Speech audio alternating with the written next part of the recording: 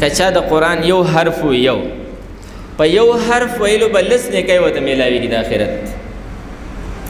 بیا دا یو الف لام میم محدثین فرمایي چې دا الف لام چې خالی سړی وای په دې 90 نیکي فی لس کم سل نیکي. د قرآن کې حروف بشمار حروف دي.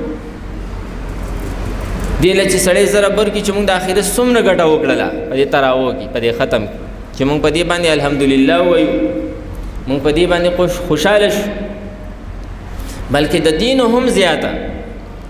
حضرت علی رضی الله عنه فرمایي که څوک د اودس سره په ولاړه باندې د الله د کلام یو حرف وایي د تبسل نیکي ملوي. لکه دا مونږ او تاسو چې واورېدو او حافظان قراو حضرات مونږ ته واورو په دې یو حرف به مونږ ته سل نیکي ملوي. او د قرآن دی حروف لکه مونږ ضرب ورکو چې مونږ د آخرت څومره ګټه وکړله چې مونږ په دې خپل ستړي خوشاله شو چې الله مونږ خو ستړي نه ده کړې، مونږ خو ګټه کړې ده. او دا رښتیا ده که دا مونږ او تاسو دنیا ته واړو که نه چېرې په دې یو حرف باندې دونه پیسې به میلاویږي، بیا خو په دې جومات کې مونږ نه راځو. په دې جومات کې بیا بالکل دا مالیه والا نه راځي. دې پسې داسې یو لس جوماته نور هم جوړول ګراونډ پکار دی. خو مونږ ته آخرت ډېر کمزورې ښکاري. د آخرت دا وینا دې ته مونږ ستړي په مونږ راولي. نو وایي په یو حرف به سل نیکۍ میلاوي.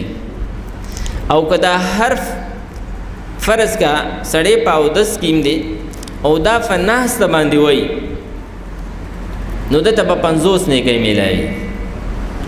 او که دا حرف دا سړی د قرآن نه بهر د مانځه نه بهر په اودس کې وایي 25 نیکۍ به میلاوي. او که بغیر اودس نه وایي او بغیر مانځه نه وایي 10 نیکۍ به میلاوي.